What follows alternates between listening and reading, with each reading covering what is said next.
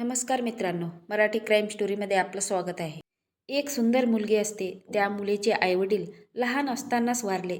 त्यामुळे तिच्या आजोबांनी तिला लहानाचं मोठं केलं, शिकवलं. त्यानंतर पुढील शिक्षणासाठी नाशिक या ठिकाणी पाठविले. त्या ठिकाणी तिची ओळख एका तरुणासोबत होत असते. त्यानंतर दोघांची घट्ट मैत्री होते.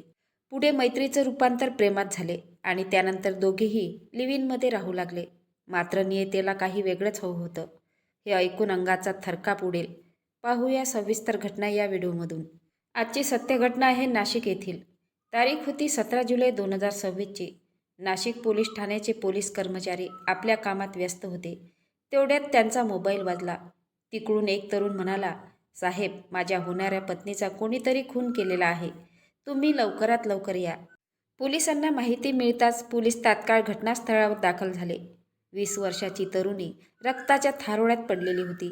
ज्या मुलाने पोलिसांना फोन करून या घटनेची माहिती दिली होती, हा तरुण तिचा होणारा नवरा होता. पुढे त्याने पोलिसांना सांगितले की एक मुलगा तिला भेटायला आलेला होता. तेव्हा त्यावेळेस मी तिच्यासोबत फोनवर गप्पा मारत होतो. फोनवर बोलत असतानाच अचानक तिच्यावर चाकूने वार केला. त्या ठिकाणी वैष्णवीसोबत काय घडत आहे हे सर्व मला ऐकू आलं. तरुणाने सांगितल्याप्रमाणे पोलिसांनी त्या मुलाचा शोध घ्यायला सुरुवात केली आणि काही तासातच सकाळच्या सुमारास मुलीचा मृतदेह ज्या ठिकाणी पडला होता त्या ठिकाणापासून जवळपास 2 किलोमीटर अंतरावर त्या मुलाचा शोध लागला. मात्र मुलगा झाडाला लटकलेल्या अवस्थेत आढळला. पोलिसांनी विचारपूस करायला सुरुवात केली तर पोलिसांना समजलं की हे तरुणी एकाच गावातील आहे, ते म्हणजे नाशिकमधील. आणि ज्या मुलासोबत मुलीचं लग्न ठरलं होतं त्याच्याशी तिची ओळख फक्त 10 दिवसापूर्वीच झालेली होती. पण ज्या मुलावर तरुणीच्या हत्येचा आरोप होता त्याने सुद्धा आता आत्महत्या केलेली होती. त्यामुळे आता पोलिसांना प्रश्न पडला. पोलिसांनी तपासाची चक्रे वेगाने फिरवली तर तपासात समजलं, वैष्णवी आवारे नावाची तरुण मुलगी, वय 23 ते 24 वर्ष, दिसायला सुंदर, हुशार आणि चंचल होती. वैष्णवी ही मूळची अमरावती शहरात राहणारी होती. वैष्णवी हिचे आईवडील लहानपणीच वारलेले होते. त्यामुळे वैष्णवीच्या आजोबांनी तिला लहानाचं मोठं केलेलं होतं. आजोबांनी तिला शिकवलं आणि पुढील शिक्षणासाठी नाशिक या शहरात पाठवलं. शिक्षण घेत असताना वैष्णवी इव्हेंटमेंट मॅनेजच्या एका प्रोजेक्टला गेलेली होती. त्या ठिकाणी वैष्णवीची ओळख साहिल लावारे नावाच्या तरुणासोबत झाली. हा साहिल यवतमाळ जिल्ह्यातील उमरखेडचा रहिवासी होता. यवतमाळला या वैष्णवीचं इव्हेंट मॅनेजमेंटचं प्रोजेक्ट होतं, त्यामुळे ती गेलेली होती. त्याच प्रोजेक्ट दरम्यान या साहिलची आणि वैष्णवीची ओळख झालेली होती. त्यानंतर त्यांनी आपली बरेच कामे सोबतच केलेली होती. त्यामुळे दोघात घट्ट मैत्री झाली आणि पुढे दोघेही एकमेकावरती जीवापाड प्रेम करू लागले. पुढे दोघांनी ठरवलं, आपण आयुष्यभर सोबत राहायचं आणि दोघांनीही लग्न करायचं. मात्र शिक्षण सुरू होतं, त्यामुळे अमरावतीत एक भाड्याची रूम किरायाने घेतली आणि त्या ठिकाणी दोघेही लिव्ह इनमध्ये राहू लागले. सगळं काही ठीकठाक सुरू होतं. जेव्हापासून वैष्णवीच्या जीवनात साहिल आला तेव्हापासून वैष्णवी आनंदी राहत होती. तिला जणू स्वर्ग मिळाल्यासारखं वाटायचं. असेच दिवस जात असतात. सर्व काही ठीकठाक सुरू होतं. पुढे या दोघांनी एक हॉटेल ओपन करण्याचं ठरवलं. दोघांनी मिळून पैसे गुंतवले आणि उमरेड या गावामध्ये दोघांनी मिळून एक हॉटेल ओपन केलं. या हॉटेलचं नाव होतं पाटीलवाडा. पाटीलवाडा हॉटेल ओपन केल्यानंतर या हॉटेलचं सर्व कामे साहिल सांभाळत होता. मात्र काही दिवसात हॉटेल हे तोट्यात गेलं. हॉटेलमध्ये लॉस आला. हॉटेल बंद करण्याची वेळ आली होती. त्यामुळे आता वैष्णवी आणि साहिलमध्ये वाद व्हायला सुरुवात झाली. एकमेकावरती जीवापाड प्रेम करणारे वैष्णवी आणि साहिलचे भांडण वाढतच गेले आणि दोघात तणाव निर्माण झाला. दोघेही आपापल्या कामात व्यस्त राहू लागले होते. मात्र दोघांचे भांडण थांबण्याचं नाव घेत नव्हते. दिवसेंदिवस त्यांचे भांडण वाढतच गेले आणि नेहमीप्रमाणे जुलै महिन्यात त्यांच्यात भयंकर वाद सुरू झाला. दोघात कडाक्याचं भांडण झाल्यामुळे वैष्णवीने अमरावती सोडला आणि नाशिक येथे आली. नाशिक येथे आल्यानंतर नाशिकमध्ये वैष्णवीची इंस्टाग्राम मैत्रीण होती, दीपाली सोनवणे. ही दीपाली सोनवणे तिला भेटली. या दीपालीची सोनवणेची एक लहान बहीण होती, जिचं नाव असते ज्योती बैरागी. इंदिरानगर भागात वनसंपदा नावाच्या सोसायटीमध्ये राहत होती. त्यानंतर दीपालीने वैष्णवीची ओळख ज्योतीसोबत करून दिली. ही ज्योती दीपालीची बहीण असते. बहिणीच्याच घरी वैष्णवीची राहण्याची सोय देखील करून दिली. मात्र इकडे साहिल वैष्णवीवर पूर्णपणे लक्ष ठेवून होता. वैष्णवीला कॉल करायचा, तिला बोलायचा, वैष्णवी तू माझ्याकडे राहायला ये. मात्र वैष्णवी त्याला स्पष्टपणे नकार द्यायची. म्हणायची, मी तुझ्यासोबत राहायला अजिबात येणार नाही. असेच दिवस जात असतात.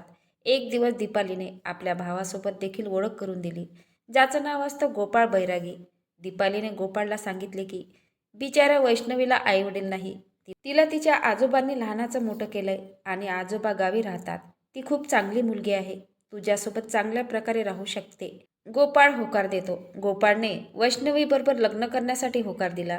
वैष्णवीला देखील हा गोपाळ पसंत असतो. ही गोष्ट वैष्णवीने आपल्या आजी आजोबांना देखील सांगितली होती.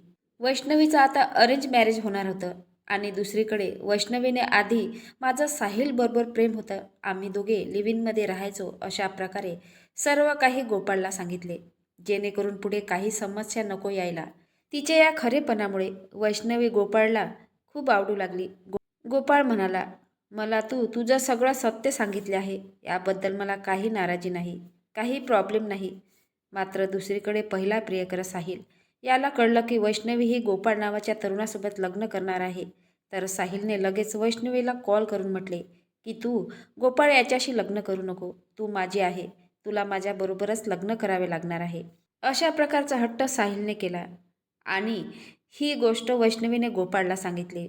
वैष्णवी तिच्या आयुष्यातील प्रत्येक गोष्ट आपल्याला सांगते. कोणतीच गोष्ट आपल्यापासून लपून ठेवत नाही. याबद्दल गोपाळला खूप आनंद झाला. त्याला वाटलं काही दिवसानंतर वैष्णवी या साहिलला विसरून जाईल. हा विचार गोपाळ करतो आणि गोपाळ आणि वैष्णवी लग्नाची तयारी सुरू करतात. मात्र याच दरम्यान वैष्णवीला साहिल कॉल करतो. बोलतो की तू मला भेटायला बाहेर ये. मला तुला शेवटचं भेटायचं आहे, कारण तुझे पैसे मला परत करायचे आहे. आणि वैष्णवी देखील होकार देते. लगेच ही गोष्ट होणारा पती गोपाळला सांगते. ती कॉलवर बोलत बोलत त्या ठिकाणी पोचते ज्या ठिकाणी साहिलने बोलावले होते. तिथे गेल्यानंतर साहिलने पुन्हा तोच विषय काढला. मला तुझ्यासोबत लग्न करायचे आहे. मात्र वैष्णवीने स्पष्ट नकार दिला. यावरून दोघात त्या ठिकाणी कडाक्याचे भांडण झाले. भांडण विकोपाला गेला. साहिलने खिशातील चाकू बाहेर काढला आणि वैष्णवीचा गळा चिरला. ती क्षणात शांत झाली आणि रक्त बंबाळून खाली कोसळली.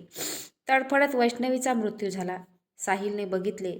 वैष्णवीच्या हातातील मोबाईल सुरूच होता. त्यावेळी ती गोपाळसोबत बोलत होती. साहिलने वैष्णवीचा मोबाईलवरून गोपाळला सांगितले, मी वैष्णवीला संपवलं आहे, असे म्हणत कॉल कट केला. त्यानंतर 2 किलोमीटर अंतरावर जाऊन साहिलने देखील एका निंबाच्या फांदीला फास लावला आणि त्याचा मृतदेह पोलिसांना लटकलेला दिसला. दुसरीकडे गोपाळ हा घटनास्थळावर पोचला. वैष्णवी रक्ताच्या थारोळ्यात पडलेली होती. तिचा मृत्यू झालेला होता. गोपाळने लगेच पोलिसांना या घटनेची माहिती दिली. पोलीस घटनास्थळावर आले. वैष्णवीचा मृतदेह ताब्यात घेऊन PM करता पाठविले. मात्र पोलिसांच्या ज्याच्यावर संशय होता त्याचाच मृतदेह झाडाला लटकलेल्या अवस्थेत मिळाला होता. साहिलची हत्या झाली होती की आत्महत्या आहे याचा पोलीस तपास करत आहे आणि वैष्णवीला साहिलने मारले की आणखी कोणी मारलेले आहे याचा तपास पोलीस करत आहे.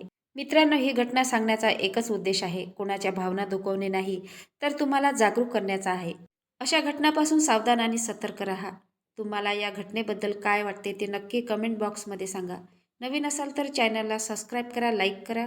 भेटूया पुढल्या व्हिडिओत. जय महाराष्ट्र.